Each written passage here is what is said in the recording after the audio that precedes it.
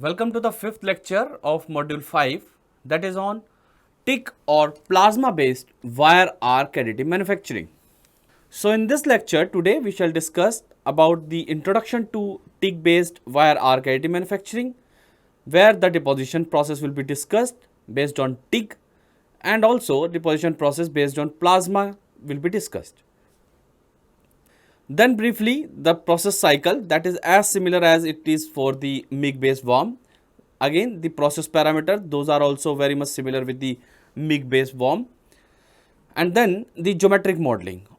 However, the geometric modeling is also very much similar with MIG based WAAM, but here another very interesting phenomenon is to be considered, that is the melting position of the wire into the arc. Then the defects are also very much similar as we discussed for MIG WAAM, but the additional new type of defect will come into picture, that will be called as omnidirectionality. And then we shall discuss the different types of TIG WAAM processes based on like 3-axis, 5-axis, serial kinematics, parallel kinematics and hybrid kinematics based systems. So this gives the classification of the wire based additive manufacturing, and particularly today we are going to discuss about the metal wires. Those can deposit the material continuously on the substrate. It can use either serial kinematics, parallel kinematics or hybrid kinematics on the machine tool, and the energy source will be arc, that is our focus. And in arc as well, particularly we are going to discuss about TIG or plasma based heat source. Then we shall discuss the method of generating no support and the multi-axis kinematics, where we can tilt the component and build the part to eliminate the need for support mechanism. So tungsten inert gas, or popularly known as gas tungsten arc welding GTAW, utilizes a non-consumable electrode to create arc, and in that arc we feed a wire from the side, and that arc creates a molten pool, and in that molten pool we feed a wire. So a typical tungsten inert gas welding setup is shown here in this figure. It consisted of a welding torch, at the center of which there is a tungsten electrode. This is the tungsten electrode. The non-consumable tungsten electrode creates arc. This is the arc. And it creates a molten pool onto the substrate. So this is the molten pool. And in that molten pool, a wire is fed from side or from different mechanism. Also, an inert gas is supplied into the welding zone through an annular shape path surrounding the tungsten. So this is the tungsten, and surrounding it there is an annular path from which the inert gas used to come. And this inert gas effectively displaces the atmosphere around the molten pool, and hence it avoids the oxidization of the immediately or the hot melted material deposited on the substrate. A filler wire, which is shown here, is fed towards the molten pool, which after getting melted deposit the material onto the substrate or pre-built layer. It can be noted that unlike MIG WAAM, there is a separate control over feeding the wire. We have seen that in the MIG welding based additive manufacturing systems, usually the machines are having a synergy between the wire feed rate and the current. If you increase the current, automatically the wire feed rate can increase. However, in the case of TIG based systems, we can increase the current separately for the arc, and the wire feed rate is controlled separately by the user. So due to the non-consumable electrode used in the case of TIG based WAAM, the preferable thing is to generate more energy onto the substrate, not onto the tungsten electrode, because we should not consume that tungsten electrode by generating more energy. Therefore, usually the direct current electrode negative is preferred. In this case, DCEN is preferred, so that 70% of heat can be generated on the substrate. Also, if not DC, then AC is preferred, so that 50% energy can be generated on both the sides. The AC current is usually required to reverse the polarity in cycles to deposit the materials such as aluminium. We have already discussed the similar way it was used in the case of MIG welding as well, because when we deposit aluminium, immediately it got oxide, and this oxide is usually having a very high melting point and it is difficult to break further. To break that oxide, we reverse the polarity and then electron passes from the substrate towards the electrode, and as a result these oxide layers are break. So in half circle oxide layer break, and in half circle the material is deposited. So in AC polarity we can deposit the material in the case of while dealing with the aluminum like materials. Also, more often a step pulse DC current is also used instead of just steady DC, where the current level is maintained at two levels as shown in this figure. The low level is called as background current and the high level is called as peak or welding current. The low level is used for cooling the deposited material, and this high level of current or the peak current is used when the material is actually deposited. In this way, we can maintain an average current or the average power as the current is directly proportional to power, very much stable, very much low, and as a result heat input will be quite low. So I'll show you a small video of the TIG welding process. This is the arc generated, and you can see now in this arc the wire will be fed. It can be noticed that when the arc is illuminating, that means it is giving the peak power or the peak current is given to it, and that time only the wire is getting melted. Remaining portion of the arc, which is at light color here, is corresponding to the background current, meaning to say at that time only arc is maintained but deposition doesn't happen. Also, the plasma is very much similar to the TIG welding. So in the case of plasma also, a non-consumable tungsten electrode is used to produce arc. However, in the TIG welding process, an inert gas is used just to protect the environment or just to protect the molten pool from the atmosphere. While here in the case of plasma, the inert gas is not only used for shielding the molten pool, but it is used for two purposes. And it also divided into two portions from the nozzle. So this is the typical architecture of a plasma nozzle. Now there are two gases. One is coming through this annular shape nozzle and another is coming from this annular shape nozzle. In this annular shape nozzle which is inside, there is a tungsten also inside, which is up to a certain height. It is not projected outward. It creates definitely arc, right? And the gases, those are coming from the inner core. This is the inner core here. This is the inner core. These gases got ionized and established the arc further, as you are seeing here, and that is also called as plasma. However, the inert gas, those are passing through the outer periphery or the outer cone, those are just for shielding purpose. So plasma is actually more popular in WAAM as compared to TIG because there is no protruded or the projected tungsten outside the nozzle. Just the plasma gases are coming and those are having no issues of hitting the wire to the tungsten. Therefore, the plasma is more popularly used in WAAM. There are few more reasons apart from just only that the tungsten is projected outward, but this I found is the major reason where the plasma is used in WAAM. So as the working principle is quite similar in the case of plasma and TIG, they both uses the non-consumable electrode, their process parameters and other related things are quite similar, and as a result we are going to use these terms interchangeably in our further discussions. So this is a typical TIG based system you are seeing here. This is the tungsten.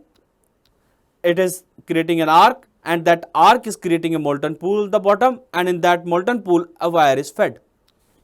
A similar system is shown here again, where this is the TIG nozzle or the TIG torch, and there is a tungsten here projected and it creates arc, and in that molten pool we feed the wire. When the system is mounted on a robotic arm, it looks something like this. So this is the robotic arm shown in yellow color here, and this is the plasma torch, not the TIG torch. Please note that, because there is no protruded tungsten outside, and in this plasma we are going to now feed the wire. What you are seeing here right now is the pilot arc.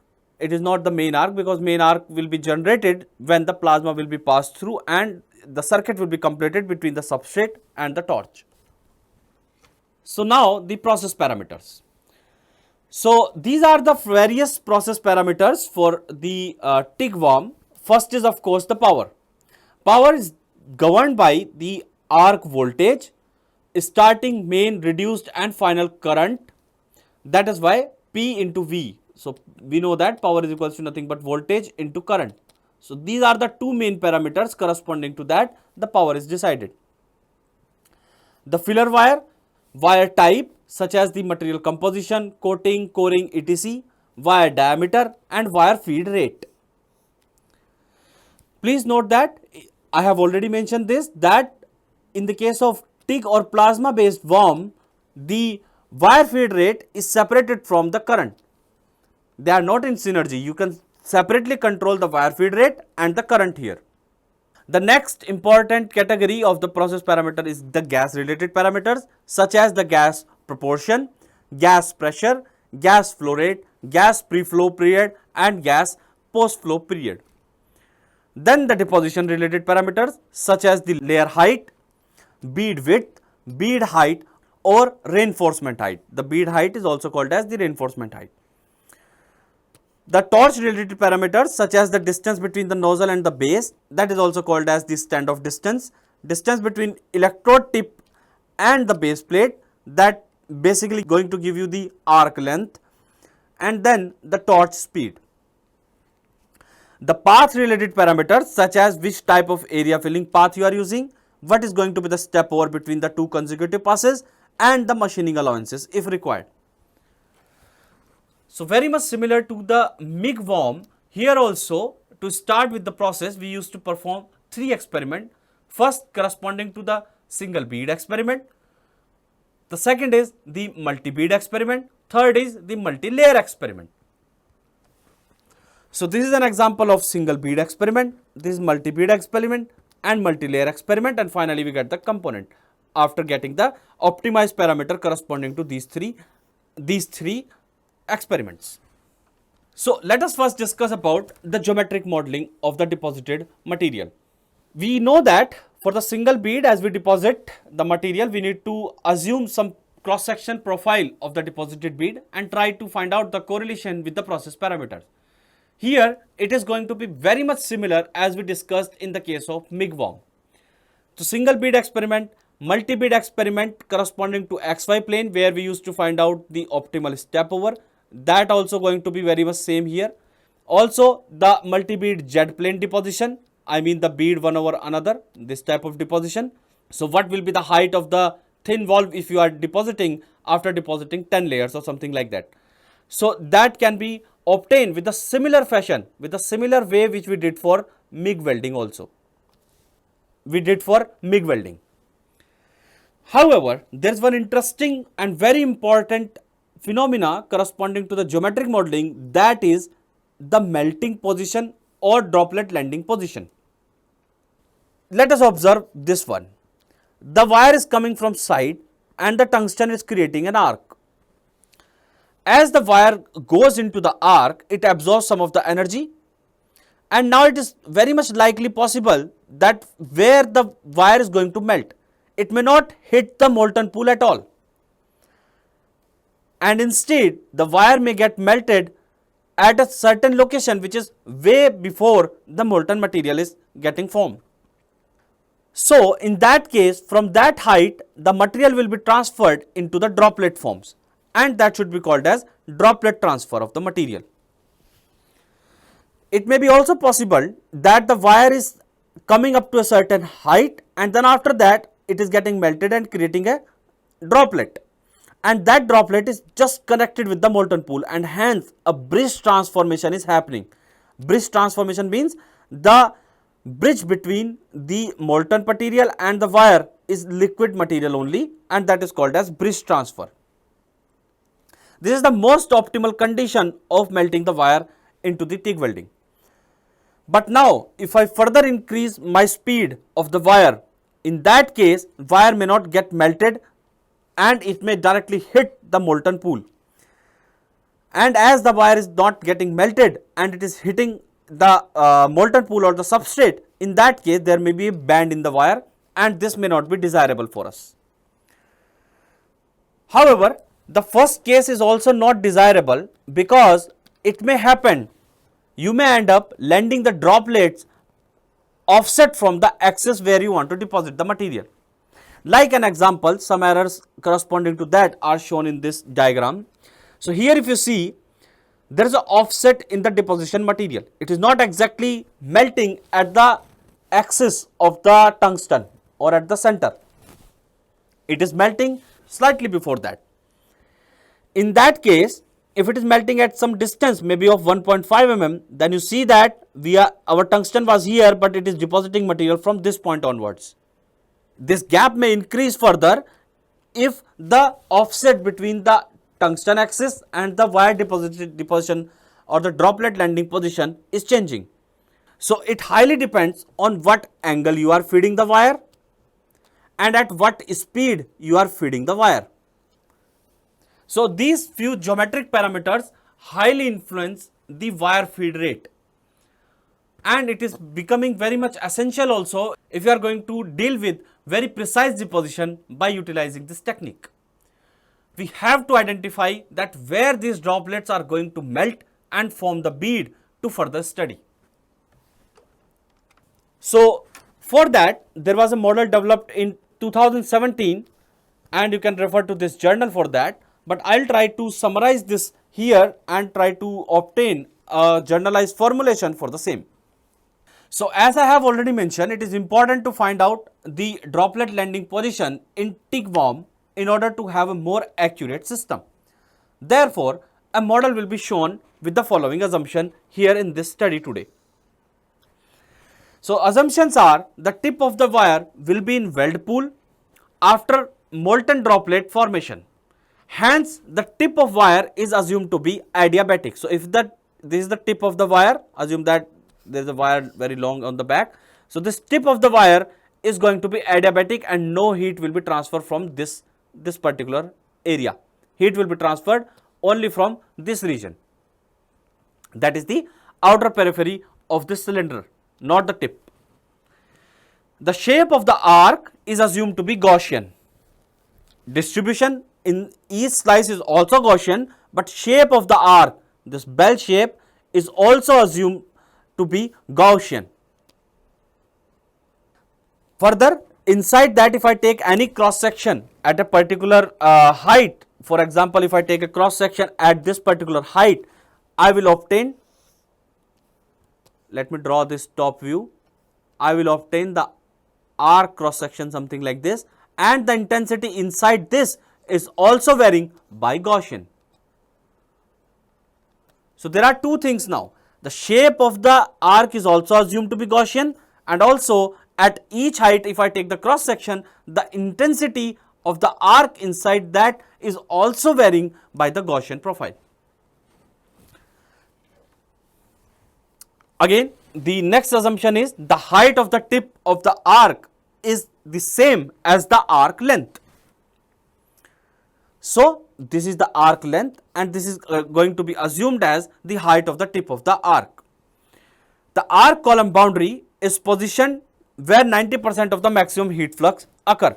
So as we have assumed this profile to be Gaussian, we assume that its radius is where 90% of its height is going to be reduced. So if this height is L, we will find the position of H where H is equals to 0.05 times of L. Next is the drop falls vertically at the same location where the tip of wire melts. The another assumption is the drop, if they melt at any location, assume that the wire is getting melted at this location, they then after that are not following the same trajectory, they are just falling vertically from that point and then depositing the material. So with these assumptions, let us try to develop a model. So the first one is, assume that the boundary of the arc is a Gaussian curve. So what you are seeing here, this curve is representing the boundary of the arc, and if this is the boundary of the arc, we are going to assume it to be Gaussian profile. Hence, the height at any point, if I take height of this curve, will be given as L exponential minus k r square. Meaning to say, if the r is 0, r is nothing but the distance from the center to the boundary point. So anywhere from this point to this point is the distance r. So if this r is 0, you can see that is nothing but the point at the tip, and that will be the height of the arc, and that is going to be equal to the L. So h will be L at r equals to 0, and you can see also from this diagram. Now how do I find out this constant k? We have already said r is the arc boundary radius at 90% of maximum heat flux. As the heat flux and the boundary shape both are Gaussian profile, then I can say wherever the value of Ri is equals to R, I am interested in this. So wherever this is radius is equals to capital R, and in that case the height of the boundary or the height of the arc has been reduced by 95% of it. Hence it is 0.05 of the maximum height, that is L, right. So in that case it will be 0.005 L, and if I just put Ri equals to R in this expression, I will get this. As a result, your value of k will be equals to 3 by r square, and we have got that constant, and we can put it in this equation. So this equation, what you are seeing here, is going to represent the boundary of the arc, right. So by utilizing this equation, if I want to find out what will be the radius of the arc at this height, you can just put the value of h in that case here, and you can obtain the value of Ri, right.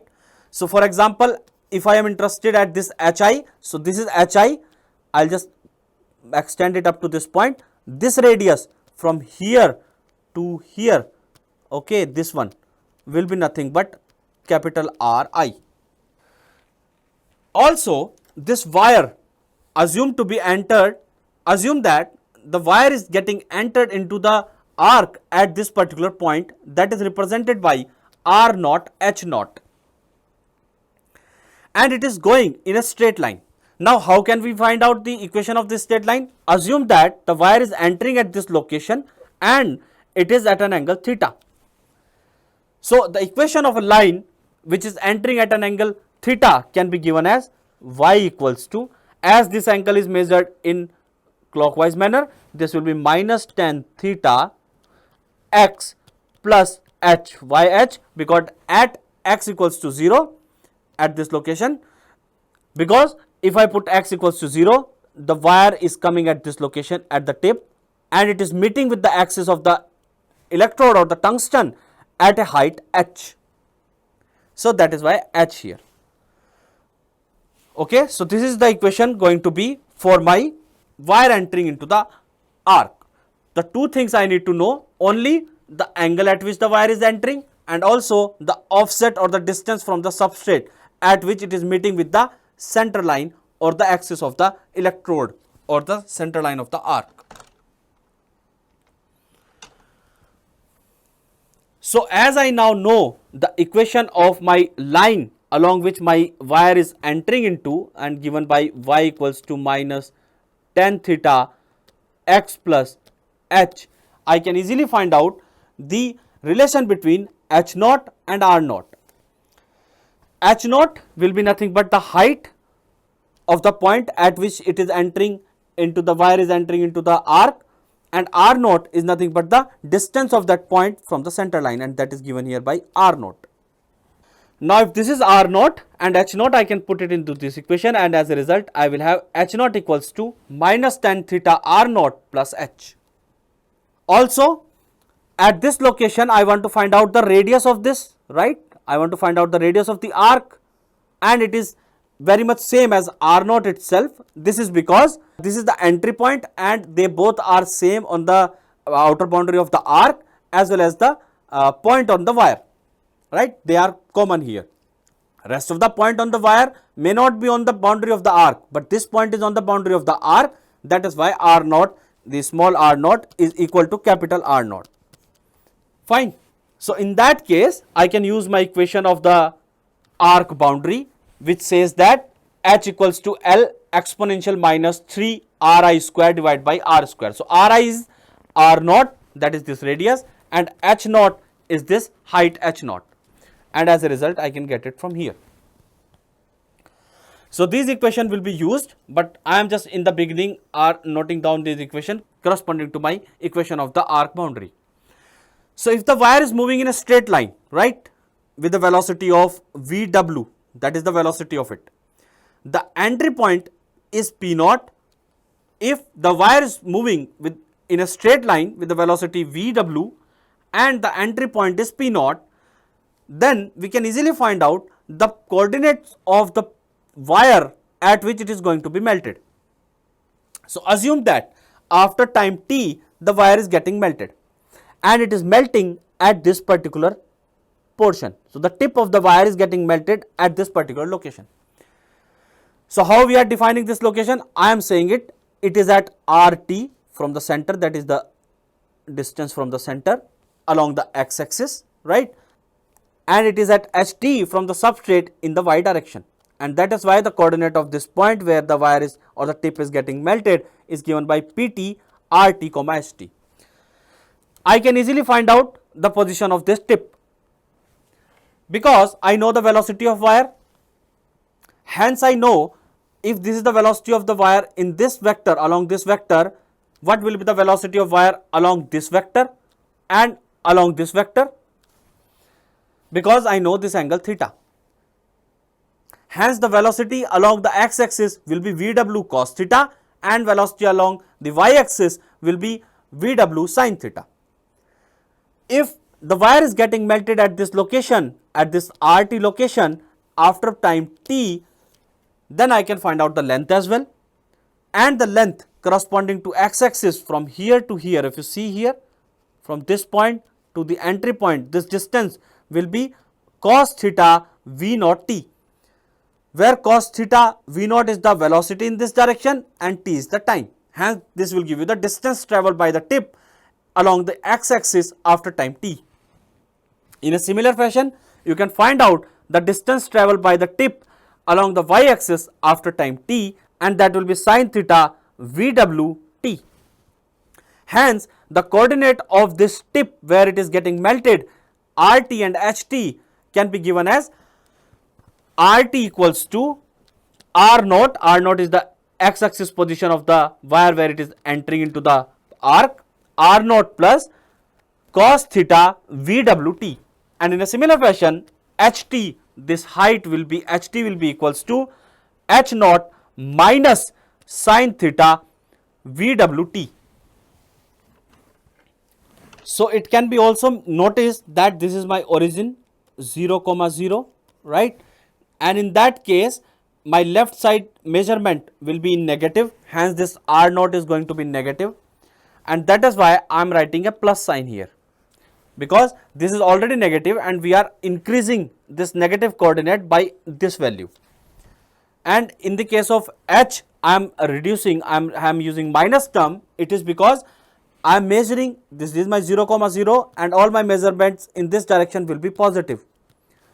And as the wire is coming down, this much distance is going to be reduced from it, and that is why this sign convection is used. Now what will be the radius of the arc at which the wire is melting? So wire is getting melted at this location, right? Now our objective is at this location what will be the arc's profile. So the cross section of the arc, if you take, this is the cross section, right? This is the cross section of the arc at this location, and in that case the radius of arc, that is you defined by capital RT, can be easily obtained by the boundary curve of the arc, and we know that the boundary curve of arc is nothing but HRI equals to L exponential minus 3 Ri square divided by R square. So if I replace Ri by RT in this equation and then further solve, I will be able to get RT square equals to minus R square by 3 ln HT by L. where HT is already known to me, and this is my HT and it is already known to me from this equation.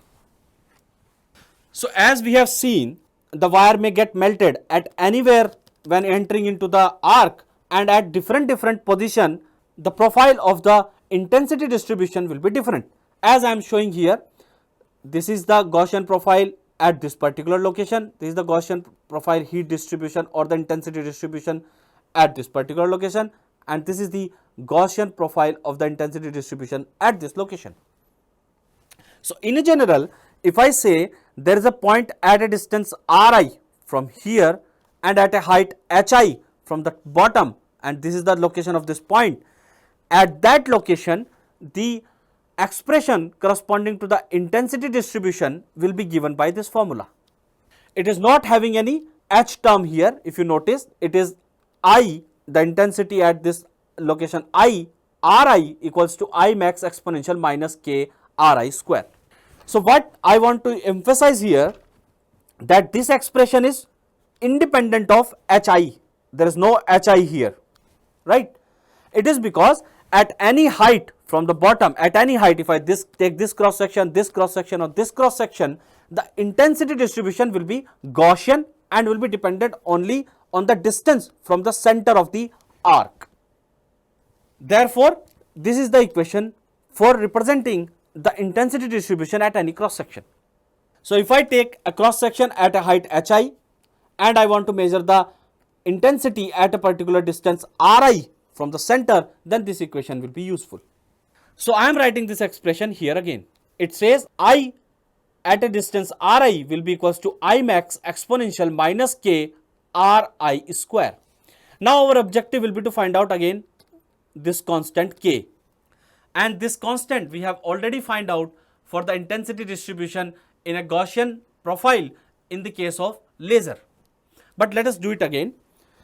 So it says if it is a Gaussian distribution really inside, then at Ri equals to some R, capital Ri, that is nothing but the boundary of this curve which is represented by Gaussian again, this position will be obtained when the intensity will be reduced by 95% of its maximum intensity, and maximum intensity is how much? That is 0.005, and hence when it will become this much of the maximum, that will be the position Ri, and that will be nothing but the boundary everywhere.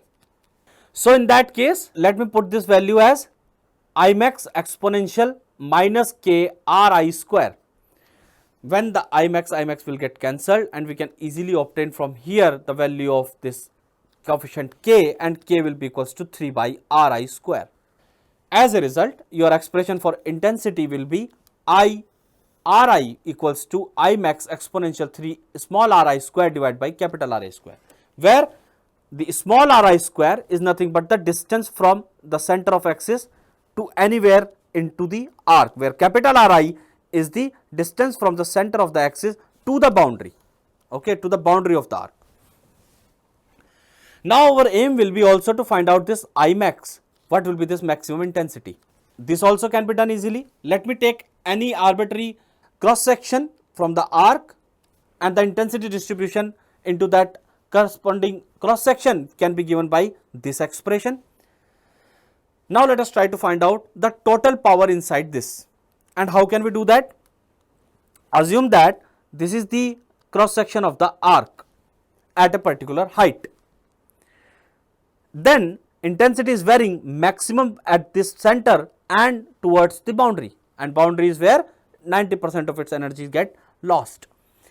So I am assuming a strip at a distance Ri of thickness Dri, and let me get the power in that case. So the power into this strip will be equals to, the power will be equals to 2 pi Ri, that is the area of it, into Dri, that is the thickness of it, right? 2 pi Ri, that is the periphery of it, and Dri is the thickness. So multiplying these two will, I'll get the area, and if I multiply this area with the intensity distribution, and hence I will get the power into the strip. So this is the power into this tiny strip. If I integrate it from 0 to infinity, from everywhere 0 to a very long distance, I will get the total power. And this total power in the case of TIG welding can be given by multiplying by voltage into current, and if there is a given efficiency of the system, multiplied with that also.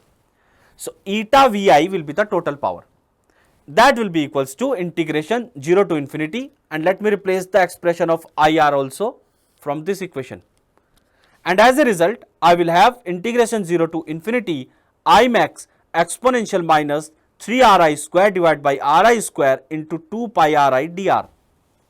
Let me integrate it, and as a result I will get this expression, and from here I can easily now find out I max. I max will be equals to 3 eta Vi divided by pi Ri square. Now let me just replace this I max value in this expression here, and as a result my final equation corresponding to the intensity distribution at a particular height into the arc created by the TIG welding will be given as IRI equals to 3 eta Vi divided by pi Ri square exponential minus 3 Ri square divided by capital Ri square. So now let us consider a wire tip micro element length to be dl. So this is the wire and I am considering a micro tip element length. Assume that this is this much and it is of length dl. Now this dl will receive energy from the top. We have already assumed that the tip of this wire is adiabatic, so no energy will transfer from this. But from the surface of it, energy can enter into it. So let me make it little bit larger also. This distance is dl and this wire is coming at an angle theta, we know that, right? In that case, the surface area at from which the energy can enter into it will be nothing but the projected area. So it can be easily calculated because we know that this distance from here to here,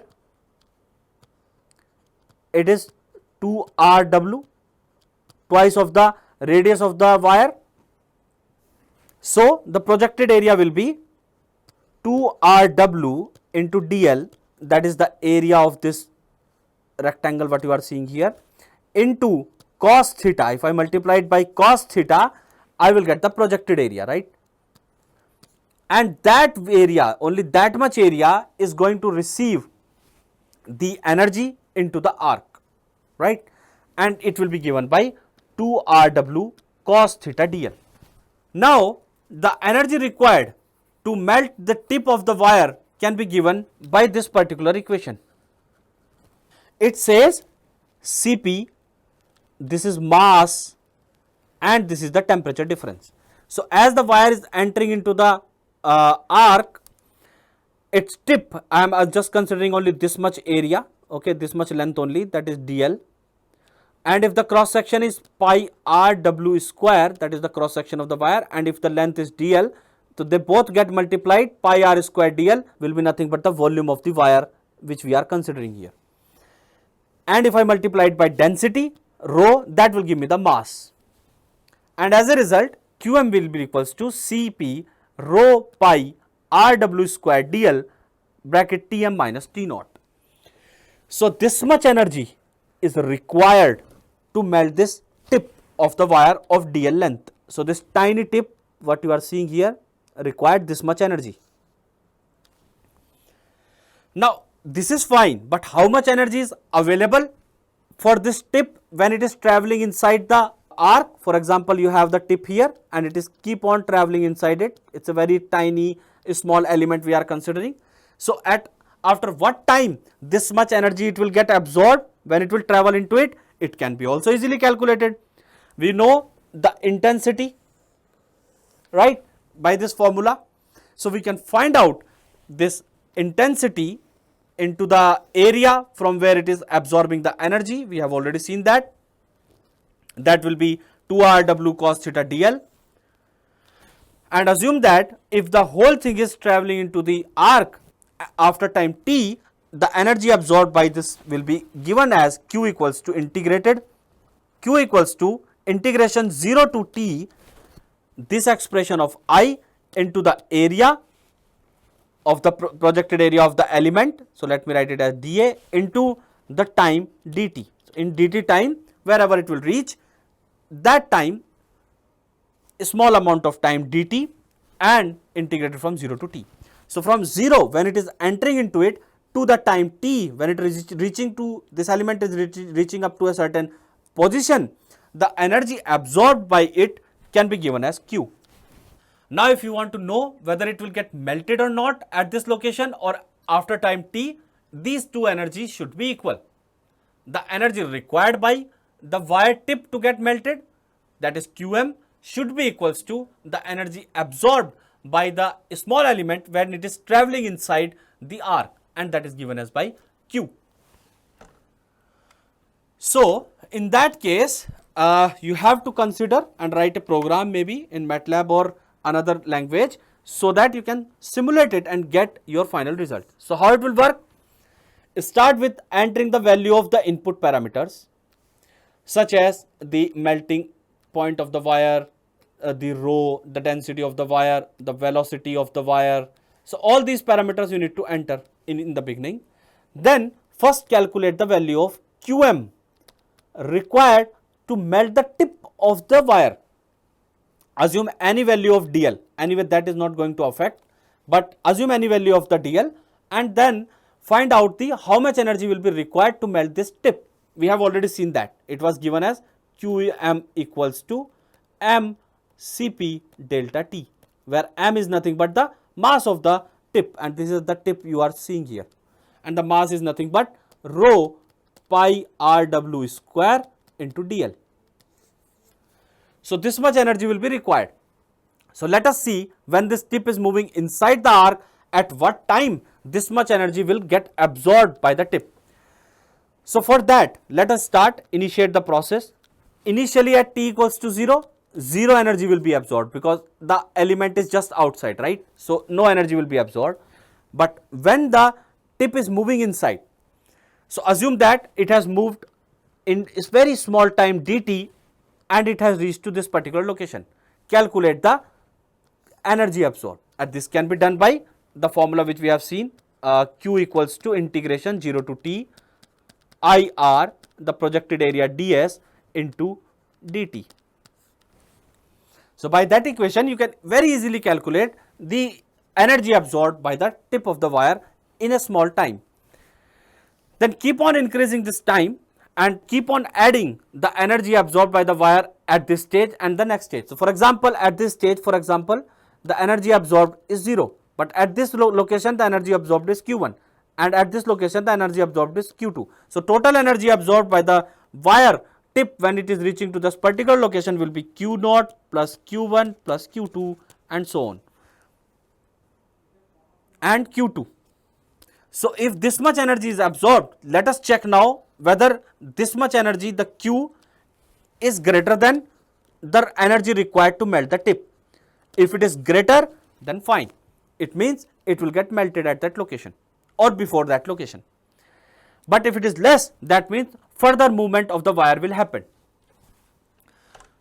So by using this workflow, by using this algorithm what you are seeing here, you can easily find out where the wire is going to be melted and land the droplet onto the substrate. So we have already assumed if the wire is getting melted at this location, it will drop the droplets immediately here, vertically downward, and that will be the location of wire melting, or from this position only you will consider that there will be a slight offset in your deposition. If your wire tip is not getting melted anywhere and you are not getting any solution, that means wire is not going to melt into the arc, and the wire feed rate you have to reduce, or you have to change some other parameters like the current into the arc, because if you increase the current into the arc, of course your intensity will increase, and as a result your wire may get melted earlier. So it is very important now, if you are dealing with TIG-WAAM based process, to identify where your wire is going to get melted. Now let us discuss about the defects in the TIG-WAAM process. These defects are like the residual stresses, porosities, and crack or delamination are very much similar like we discussed in the case of MIG-WAAM. Here in TIG-WAAM also similar types of defects usually occur. And the elimination methods for the same are very much similar like we discussed in the case of MIG-WAAM. However, a unique problem occur in the case of TIG-WAAM that is called as omnidirectionality.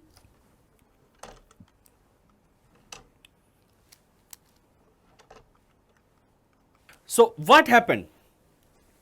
First of all, let me just define what is this omnidirectionality. So the term omnidirectionality indicates an equal sensitivity of the process in all the directions. An omnidirectional antenna, for example, it receives signal from all the sides, right?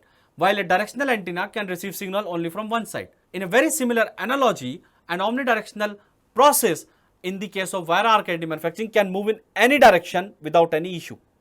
But if it is not capable of moving in any direction independently, then the process is not omnidirectional.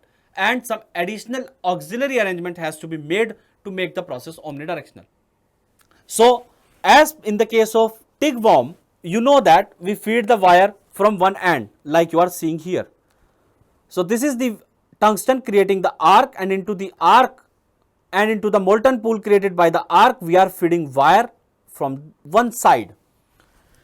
Now, assume that the wire is getting fed from side and you are moving on a circular trajectory. So, this black color trajectory what you are seeing here is the motion of the tungsten. This is the trajectory corresponding to the tungsten. And your wire is not getting melting exactly at the center of the tungsten. We have already seen that, right? It is slightly melting offset from this. So, maybe at this location. And now, as you are moving on a circular trajectory, what will happen? You will deposit the material along with the red circle. Hence, when it will become side feeding, front feeding, and then again side feeding, and then again back feeding while moving on the same trajectory. As a result, the geometric and metallurgical property of the fuse layer are not going to remain same at all the locations, and hence the process is not omnidirectional. You can see when we deposit a bead inside a slot and measure its height and width, we have found a very good variation. The process is not omnidirectional and giving lot of variations into the deposited material. Hence, the process has to make the omnidirectional. You can see this video. This is a conventional TIG and we started at this position. In the beginning it was side feeding, now it is front feeding, and now again it is becoming side feeding, and then again it has become back feeding, and now again you can see that it has become side feeding. So, you are moving on the simple trajectory, but different kind of feeding mechanisms are occurring. The set parameter for a corresponding feeding mechanism, like for example you have optimized your parameter for front feeding of the wire, they may not be optimal when you move in any other direction, and the deposited bead may not give you the same metallurgical or geometrical properties. Therefore, the process has to be omnidirectional, and this is a major issue we usually face in the case of TIG based WAAM. So, this diagram shows the bead which is deposited in the green color, the reference slot which we have made, and it is showing the path of the torch also in blue color. So, it is obvious from here that the bead is not uniformly distributed on both the sides of the path of the torch, while it is sometimes offsetted on one end and sometimes it is offsetted on another end. And at some portion, yes, it is uniformly distributed, but that may be the optimal wire feeding condition for that particular type of feeding. Also, there is a huge deviation in the width of the deposited bead and its height also. 0 to 360 means here we are measuring the angle from here, this is 0 degree, and then I am going like this and measuring the angle from 0 to 90, 180 and 270. And at different locations, the black color curve shows the height change in the deposited bead, and the red color curve shows the change in the width of the deposited bead. The top view of the same molten pool can be seen from here also. So like I already mentioned, the wire may not melt at the center of the arc, or it may melt at some particular distance, and that distance I am writing here at dm. Due to this offset in melting, so so this is the side view of the same molten pool. This is the molten pool. So instead of melting the wire at point PC, the wire is getting melted at point PM. Now due to that, when I am moving in on a when I am moving on a nonlinear trajectory, as a result I will deposit something like this. Another issue is also, as you assume that there is an arc on the top here, and some of the energy of the arc is getting absorbed by the wire and at this portion. As a result, the penetration in the substrate will not be uniform. It will be higher on this side, it will be high on this side, while the penetration in the substrate will be low on this side. So due to that also, you will get a non-symmetric penetration into the substrate. So how do we resolve these issues related to omnidirectionality in the case of TIG or Plasma-WAAM? So these are the 4 general methods of eliminating the omnidirectionality. One is, either you feed the wire and then along the same vector at which you are feeding the wire, the arc should be generated. But we know that it is not really possible in the case of TIG WAAM, because we are generating arc from a different source and feeding wire into it, while it is very much possible case in the case of MIG welding.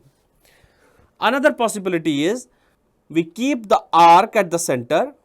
So this is the arc at the center, and surrounding it from all the sides we feed the material. Now in that case, as we are maintaining a uniform distribution of the material fed into the molten pool, there will be a symmetry, and now you can move in any direction, your process will be omnidirectional.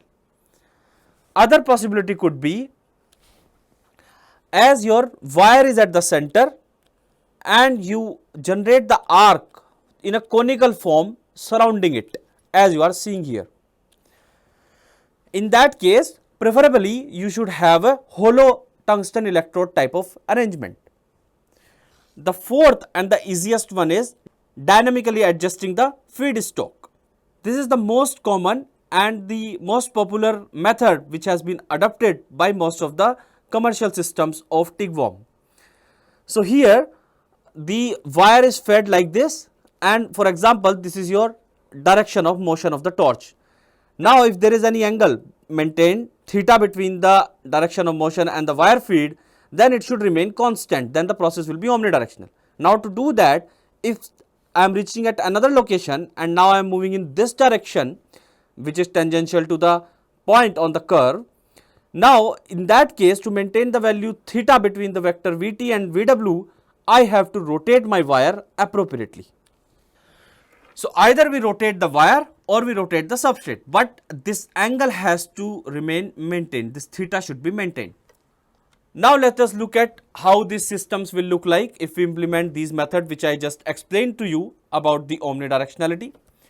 The first one is the coaxial fusion source surrounded by the feedstock. So the center is the tungsten which is generating the arc and it is creating a molten pool on the bottom.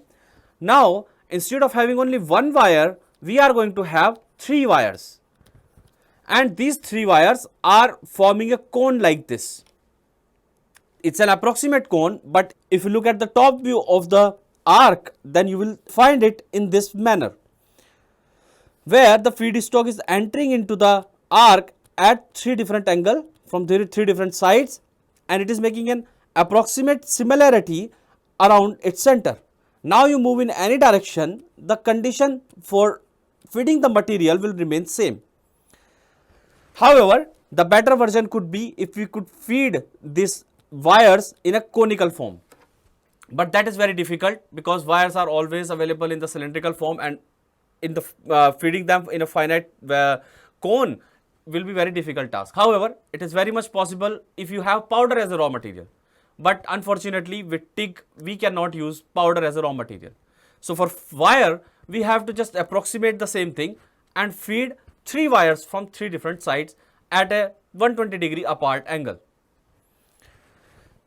The another possibility of obtaining the omnidirectionality in TIG is by feeding the wire at the center. So, this is the wire and it is coming from the center,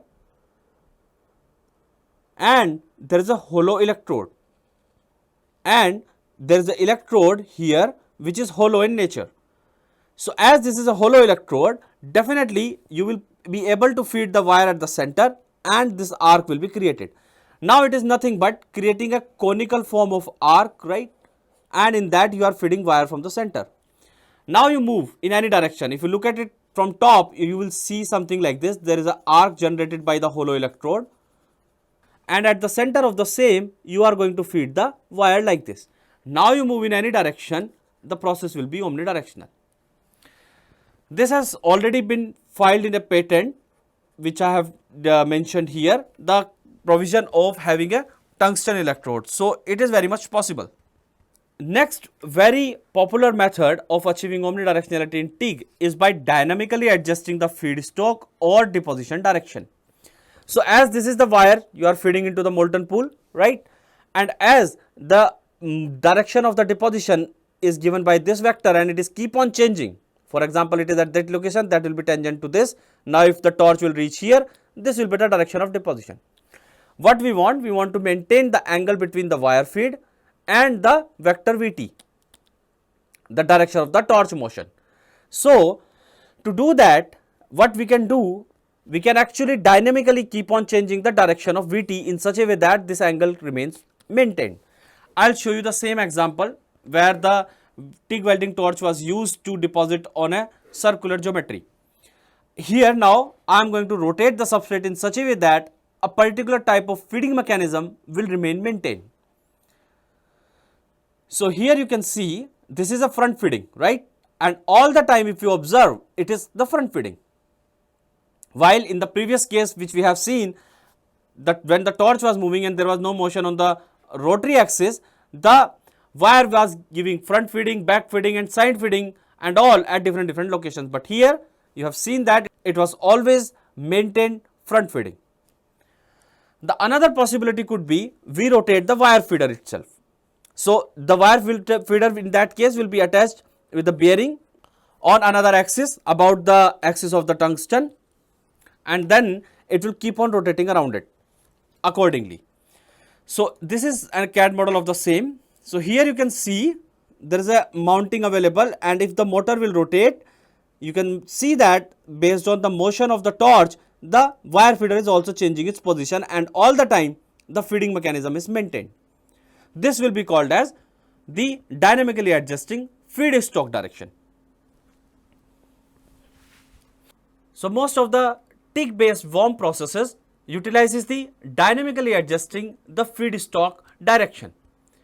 Even if you are using, for example, a robotic arm, the Z axis which is at the tip of the robotic arm is usually utilized to feed the wire accordingly. So, that axis particularly if you are going in that direction will keep on rotating the wire feeder also appropriately. Now, let us discuss about some other methods with TIG based WAAM. So, the other systems like where we utilize the 3-axis machine, 5-axis machine, the serial kinematics, the parallel kinematics and the hybrid kinematics on the machine tool side are very much similar to what we discussed for MIG WAAM. Therefore, in this TIG WAAM based system, I am not going to go into the details of it. The same machines can be utilized just by replacing the MIG welding by the TIG welding or plasma. Some of the case studies done by the plasma wire arc additive manufacturing by WAAM 3D Limited are shown here in these diagrams. So, here you can see a very big component was prepared by depositing the material through this technology. So, there is a robotic arm here, and on the tip of the robotic arm, if you see this diagram, there is a plasma which is generating the plasma here, and into the molten pool created by the plasma a wire is fed into. The material here used is the titanium. So, this was all about the wire arc additive manufacturing. We have discussed about the MIG based wire arc additive manufacturing, and we have also discussed about the TIG based wire arc additive manufacturing. Now, we shall discuss about the wire beam additive manufacturing. So, with this, thank you very much.